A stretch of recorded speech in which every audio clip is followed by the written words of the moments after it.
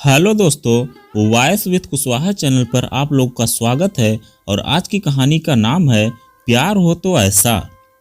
दीपक और स्नेहा दोनों एक प्राइवेट स्कूल में पढ़ते थे। दोनों ही उच्च मध्यम वर्गीय परिवार से थे। स्नेहा माता पिता की इकलौती संतान थी, जबकि दीपक की एक छोटी बहन थी। धन संपत्ति के मामले में स्नेहा का परिवार दीपक के परिवार की तुलना में काफी बेहतर था। स्नेहा के पिता पुलिस अधिकारी थे। उनकी ऊपरी आमदनी काफी थी। शहर में उनका रुतबा था।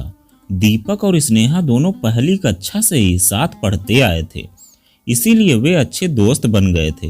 दोनों के परिवारों में भी अच्छी दोस्ती थी। स्नेहा सुंदर थी और दीपक भी देखने में काफी स्मार्ट था। उस दिन उनका 10वीं के बोर्ड का रिजल्ट आने वाला था। स्नेहा भी दीपक के घर अपना रिजल्ट देखने आई। दीपक ने अपना लैपटॉप खोला और बोर्ड की वेबसाइट पर गया। कुछ ही पलों में दोनों का रिजल्ट भी पता चल गया। दीपक को 90% अंक मिले थे और स्नेहा को 83%। दोनों अपने अपने रिजल्ट से संतुष्ट थे और एक दूसरे को बधाई दे रहे थे। दीपक की मां ने दोनों का मुंह मीठा कराया। स्नेहा बोली, अब आगे क्या पढ़ना है, मैथ या बायोलॉजी? तुम्हारे तो दोनों ही सब्जेक्ट में अच्छे मार्क्स हैं। मैं तो पीसीएम ही लूंगा और तुम? मैं तो आर्ट्स लूंगी। मेरा प्रशासनिक सेवा में जाने का मन है। मेरी प्रशासनिक सेवा में रुचि नहीं है। जिंदगी भर नेताओं और मंत्रियों की जी हुजूरी करनी होगी। मैं तुम्हें एक सलाह दूं? हाँ बोलो। तुम पायलट बनो। तुम पर पायलट वाली ड्रेस बहुत सूट करेगी और तुम दोगुना स्मार्ट लगोगे। मैं भी तुम्हारे साथ हवा में उड़ने लगूंगी। मेरे साथ? हाँ, क्यों नहीं। पायलट अपनी बीवी को साथ नहीं ले जा सकते क्या? तब स्नेहा को ध्यान आया कि वह क्या बोल गई और शर्म के मारे वह वहां से भाग गई। दीपक पुकारता रहा पर उसने मुड़कर पीछे नहीं देखा। थोड़ी देर में दीपक की मां भी वहां आ गई। वे इन दोनों की बातें सुन चुकी थी। उन्होंने कहा, स्नेहा ने अनजाने में अपने मन की बात कह डाली है। स्नेहा तो अच्छी लड़की है, मुझे तो पसंद है। तुम अपनी पढ़ाई पूरी कर लो। अगर तुम्हें पसंद है तो मैं उसकी माँ से बात करती हूँ। दीपक बोला, यह बात तो बात की बात है माँ, अभी तक हम सिर्फ अच्छे दोस्त हैं। पहले मुझे अपना करियर देखना है। माँ बोली, स्नेहा ने अच्छी सलाह दी है तुम्हें। मेरा बेटा पायलट बनकर बहुत अच्छा लगेगा। मम्मी, उसमें बहुत ज़्यादा खर्चा आएगा। खर्च की चिंता मत करो तुम। अगर तुम्हारा मन करता है तब तुम जरूर पायलट बनो। अन्यथा अगर कोई और पढ़ाई करनी हो तो ठीक से सोच लो। तुम्हारी रुचि जिसमें हो वही पढ़ो। दीपक के पापा ने उनकी बात सुनकर कहा। उन दिनों 21वीं सदी का प्रारंभ था। भारत के आकाश मार्ग में नई नई एयरलाइंस कंपनियां उभर कर आ रही थी। दीपक के मन में सोचा कि पायलट का करियर भी अच्छा रहेगा। उधर दीपक की मां ने भी स्नेहा की मां से बात कर स्नेहा की मन की बात बता दी थी। दोनों परिवार भविष्य में इस रिश्तों को अंजाम देने पर सहमत थे। एक दिन स्कूल में दीपक ने स्नेहा से कहा, मैंने सोच लिया कि मैं पायलट ही बनूंगा। तुम मेरे साथ उड़ने को तैयार रहना। मैंने तो न जाने कब से तैयार बैठी हूँ। शरारती अंदाज में स्नेहा ने कहा, ठीक है, मेरा इंतजार करना, पर कॉमर्शियल पायलट बनने के बाद ही शादी करूंगा। No problem. अब दीपक और स्नेहा दोनों काफी नजदीक आ चुके थे। दोनों अपने भविष्य के सुनहरे सपने देखने लगे थे। देखते देखते दोनों 12वीं पास कर चुके थे। दीपक को अच्छे कॉमर्शियल पायलट बनने के लिए रूस के एक फ्लाइंग स्कूल जाना था। भारत में मल्टी इंजन वायुयान जैसे विमान पर सिमुलेशन की सुविधा नहीं थी, जो कि अच्छे कॉमर्शियल पायलट के लिए जरूरी था। इसीलिए दीपक के पापा ने गांव की जमीन बेचकर और कुछ फंड से लोन लेकर रूस के फ्लाइंग स्कूल की फीस का प्रबंध कर दिया था। दीपक ने रूस जाकर एक मान्यता प्राप्त फ्लाइंग स्कूल में एडमिशन ले लिया। स्नेहा ने स्थानीय कॉलेज में बीए में एडमिशन ले लिया था। रूस जाने के बाद फोन और वीडियो चैट पर दोनों बातें करते रहते थे। समय का पहिया अपनी गति से घूम रहा था। देखते देखते 4 वर्ष से ज्यादा का समय बीत चुका था।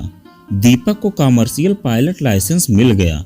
स्नेहा को प्रशासनिक सेवा में सफलता नहीं मिली। उसने दीपक से कहा कि प्रशासनिक सेवा के लिए वह एक बार और एग्जाम देने का प्रयास करेगी। दीपक ने प्राइवेट एयरलाइंस में पायलट की नौकरी ज्वाइन कर ली। लगभग 3 साल वह घरेलू उड़ान पर था। एक दो बार उसने स्नेहा को भी अपनी फ्लाइट से सैर कराई और स्नेहा को कुछ विमान संचालन के बारे में भी बताया। स्नेहा को लगा कि उसका सपना पूरा होने जा रहा है। 1 साल बाद दीपक को अंतर्राष्ट्रीय वायुमार्ग पर उड़ान भरने का मौका मिला। कभी सिंगापुर, कभी अमेरिका तो कभी लंदन। स्नेहा को दूसरे वर्ष भी प्रशासनिक सेवा में सफलता नहीं मिली। इधर स्नेहा के परिवार वाले उसकी शादी जल्दी करना चाहते थे। दीपक ने उनसे 1-2 साल का समय और मांगा। दरअसल दीपक के पिता उसकी पढ़ाई के लिए काफी कर्ज ले चुके थे। दीपक चाहता था कि अपनी कमाई से कुछ कर्ज उतार दे और छोटी बहन की शादी हो जाए। वैसे तो वह प्राइवेट एयरलाइंस घरेलू वायु सेवा में देश में दूसरे स्थान पर थी, पर इस कंपनी की आंतरिक स्थिति ठीक नहीं थी। 2008 में कंपनी ने दूसरे घरेलू एयरलाइंस कंपनी को खरीदा था, जिसके बाद इसकी आर्थिक स्थिति बिगड़ने लगी थी। 2011 तक हालात बद से बदतर होने लगे थे। बीच बीच में कर्मचारियों को बिना वेतन 3-3 महीने काम करना पड़ा था। उधर स्नेहा के पिता शादी के लिए दीपक पर दबाव डाल रहे थे, पर बार बार दीपक कुछ और समय मांगता ताकि पिता का बोझ कुछ हल्का हो जाए। जो कुछ दीपक की कमाई होती उसे वह पिता को दे देता था। इसी वजह से दीपक की बहन की शादी भी अच्छे से हो गई। उसके पिता रिटायर भी हो गए थे। रिटायरमेंट के समय जो कुछ रकम मिली और दीपक की ओर से मिले पैसों को मिलाकर उन्होंने शहर में एक फ्लैट ले लिया, पर अभी भी फ्लैट के मालिकाना हक के लिए और रुपयों की जरूरत थी। दीपक को कभी 2 महीने तो कभी 3 महीने पर वेतन मिलता, जो फ्लैट में खर्च हो जाता था। अब भी एक बड़ी रकम फ्लैट के लिए देनी थी। एक दिन स्नेहा के पापा ने अपनी पत्नी से कहा, आज दीपक से फाइनल बात कर लेता हूँ, आखिर कब तक इंतजार करूँगा। और दूसरी बात, मुझे पायलट की नौकरी उतनी पसंद भी नहीं। ये लोग देश विदेश में घूमते रहते हैं, इसका क्या भरोसा कहीं किसी के साथ चक्कर न चल रहा हो। दीपक के माता पिता तो चाहते थे कि दीपक शादी के लिए तैयार हो जाए, पर वह तैयार नहीं हुआ। उसका कहना था कि कम से कम यह घर तो अपना हो जाए, उसके बाद ही शादी होगी। इधर एयरलाइंस की हालात बस से बदतर होती गई। वर्ष 2014 में जब दीपक घरेलू उड़ान पर था तो उसने दर्द भरी आवाज में यात्रियों को संबोधित किया, आज की आखिरी उड़ान में आप लोगों की सेवा करने का अवसर मिला। हमने 2 महीने तक बिना वेतन के अपनी समझ और सामर्थ्य के अनुसार आपकी सेवा की है। इसके चंद दिनों बाद इस एयरलाइंस की घरेलू और अंतर्राष्ट्रीय उड़ानों का लाइसेंस रद्द कर दिया गया। पायलट होकर भी दीपक बेकार हो गया। स्नेहा के पिता ने बेटी से कहा, बेटे हमने तुम्हारे लिए एक IAS लड़का देखा है। वे लोग तुम्हें देख चुके हैं और तुमसे शादी के लिए भी तैयार हैं। वे कोई खास दहेज भी नहीं मांग रहे हैं, वरना आजकल तो IAS को करोड़ रुपए आसानी से मिल जाता है। पापा, मैं और दीपक तो वर्षों से एक दूसरे को जानते हैं और चाहते भी हैं। यह तो उसके साथ विश्वासघात होगा। हम कुछ और इंतजार कर सकते हैं। हर किसी का समय एक सा नहीं रहता। कुछ दिनों में उसकी स्थिति भी अच्छी हो जाएगी, मुझे पूरा विश्वास है। हम लोग लगभग 3 साल से उसी के इंतजार में बैठे हैं और अब समय गंवाना व्यर्थ है। नहीं, एक बार मुझे और दीपक से बात करने दें। स्नेहा ने दीपक से मिलकर यह बात बताई। स्नेहा तो कोर्ट मैरिज करने को भी तैयार थी, पर दीपक को यह ठीक नहीं लगा। वह तो दीपक का इंतजार करने को भी तैयार थी। स्नेहा ने पिता से कहा, मैं दीपक के लिए इंतजार कर सकती हूँ, मगर मैं नहीं कर सकता और न ही लड़के वाले। इतना अच्छा लड़का मैं हाथ से निकलने नहीं दूंगा। तुम्हें इस लड़के से शादी करनी ही होगी। उसके पिता ने स्नेहा की मां को बुलाकर कहा, अपनी बेटी को समझाओ, वरना मैं अभी तुमको गोली मारकर खुद को भी गोली मार दूंगा। यह बोलकर उन्होंने पॉकेट से पिस्तौल निकालकर पत्नी पर तान दी। मां ने कहा, बेटे पापा का कहना मान ले, तुम तो इनका स्वभाव जानती हो, ये कुछ भी कर बैठेंगे। स्नेहा को आखिरकार पिता का कहना मानना पड़ा। स्नेहा अब डिस्ट्रिक्ट मजिस्ट्रेट की पत्नी थी। उसके पास सब कुछ था, घर, बंगला, नौकर चाकर। कुछ दिनों तक तो वह थोड़ी उदास रही, पर जब वह प्रेग्नेंट हुई तो उसका मन अब अपने गर्भ में पलने वाले बच्चे की ओर आकर्षित हुआ। उधर दीपक के लिए लगभग 1 साल का समय ठीक नहीं रहा। एक कंपनी से उसे पायलट का ऑफर मिला भी तो वह कंपनी उसकी लाचारी का फायदा उठाकर इतना कम वेतन दे रही थी कि वह तैयार नहीं हुआ। इसके कुछ ही महीने बाद उसे कनाडा के एक मशहूर फ्लाइंग एकेडमी में फ्लाइट इंस्ट्रक्टर की नौकरी मिल गई। वेतन पायलट की तुलना में कम था, पर आराम की नौकरी थी। ज़्यादा भागदौड़ नहीं करनी थी। इस नौकरी में दीपक कनाडा चला गया। इधर स्नेहा ने एक बेटे को जन्म दिया। देखते देखते 1 साल और गुजर गया। दीपक के माता पिता अब उसकी शादी के लिए दबाव बना रहे थे। दीपक ने सब कुछ अपने माता पिता पर छोड़ दिया था। उसने बस इतना कहा कि जिस लड़की को वे पसंद करें उससे फाइनल करने से पहले एक बार बात करना चाहेगा। कुछ दिनों बाद दीपक अपने एक दोस्त की शादी में भारत आया। वह दोस्त का बाराती बनकर गया था। जयमाला के दौरान स्टेज पर ही लड़की लड़खड़ा कर गिर पड़ी। उसका बाएं पैर का निचला हिस्सा कृत्रिम था, जो निकल पड़ा था। पूरी बारात और लड़की के यहाँ के मेहमान यह देखकर आश्चर्यचकित थे। दूल्हे के पिता ने कहा, यह शादी नहीं हो सकती, आप लोगों ने हमें धोखा दिया है। लड़की के पिता बोले, आपको तो मैंने पहले बता दिया था कि लड़की का एक पैर खराब है। आपने सिर्फ खराब कहा था, नकली पैर की बात नहीं बताई थी।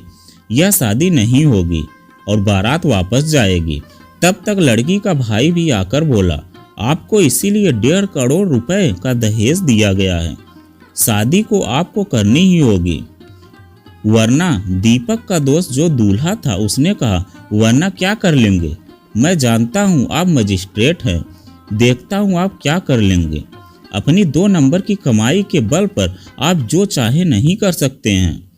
आपने नकली पैर की बात क्यों छिपाई थी? लड़की दिखाने के समय तो हमने इसकी चाल देखकर समझा कि शायद पैर में किसी चोट के चलते लंगड़ा कर चल रही है, पर इसका तो पैर ही नहीं है। अब शायद यह शादी नहीं हो सकती और बारात वापस जाएगी। तब तक दीपक भी दोस्त के पास पहुंच गया। उसके पीछे एक महिला गोद में बच्चे को लेकर आई और वह स्नेहा थी। उसने दुल्हन बनी लड़की का पैर फिक्स किया। वह स्नेहा से रोते हुए बोली, भाभी, मैं कहती थी ना कि मेरी शादी न करें आप लोग। मुझे बोझ समझकर घर से दूर करना चाहा था ना। नहीं सोनी, ऐसी बात नहीं है। हम तो तुम्हारा भला सोच रहे थे। स्नेहा इतना ही बोल पाई थी और उसकी आंखों से आंसू निकलने लगे। इतने में उसकी नज़र दीपक पर पड़ी तो बोली, दीपक तुम यहाँ? दीपक ने स्नेहा की ओर देखा। सोनी और विशेषकर स्नेहा को रोते देखकर वह भी दुखी था। बारात वापस जाने की तैयारी में थी। दूल्हे के दोस्त ने स्नेहा को देखकर कहा, अरे स्नेहा तुम यहाँ? हाँ, यह मेरी ननद सोनी है। अच्छा, तो यह तुम लोगों का फैमिली बिजनेस है? तुमने पहले दीपक को ठगा और अब तुम लोग मुझे उल्लू बना रहे थे। चल दीपक चल, अब यहाँ नहीं रुकना है। दीपक बोला, तुम चलो, मैं स्नेहा से बात करके आता हूँ। और बारात लौट गई। स्नेहा दीपक से बोली, मुझे उम्मीद है तुम मुझे गलत नहीं समझोगे और माफ कर दोगे। मैं अपने प्यार की कुर्बानी देने के लिए मजबूर थी। अगर ऐसा नहीं करती तो मैं अपनी मम्मी और पापा की मौत की जिम्मेदार होती। मैंने न तुम्हें गलत समझा है और न ही तुम्हें माफ़ी मांगने की ज़रूरत है।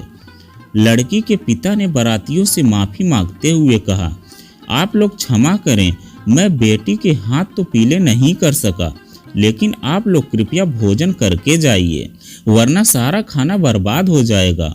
मेहमानों ने कहा, ऐसी स्थिति में हमारे गले के अंदर निवाला नहीं उतरेगा। बिटिया की डोली न उठ सकी, इसका हमें भी काफ़ी दुख है, हमें माफ़ कर दें। तब दीपक ने कहा, आपकी बिटिया की डोली उठेगी और मेरे घर तक जाएगी। अगर आप लोगों को एतराज़ न हो। वहाँ मौजूद सभी लोगों की निगाहें दीपक पर गड़ी थी। लड़की के पिता ने झुककर दीपक के पैर छूने चाहे तो उसने तुरंत उन्हें मना किया। स्नेहा के पति ने कहा, मुझे स्नेहा ने तुम्हारे बारे में बताया था कि तुम दोनों स्कूल में अच्छे दोस्त थे, पर मैं तुमसे अभी तक नहीं मिल सका था। स्नेहा, तुमने मेरे लिए ऐसे हीरो को कैसे छोड़ दिया? सोनी की शादी उसी मंडप में हुई। विदा होते समय वह अपनी भाभी स्नेहा से बोली, प्यार इसको कहते हैं भाभी। आपके परिवार को दीपक अभी भी दुखी नहीं देखना चाहते हैं। तो दोस्तों, यह कहानी आपको कैसी लगी कमेंट में लिखकर जरूर बताइएगा। अगर आप हमारे चैनल पर नए हैं तो प्लीज़ चैनल को सब्सक्राइब करें और वीडियो को एक लाइक जरूर करें, क्योंकि आपको इस चैनल पर ऐसे ही कहानी देखने को मिलती रहती हैं।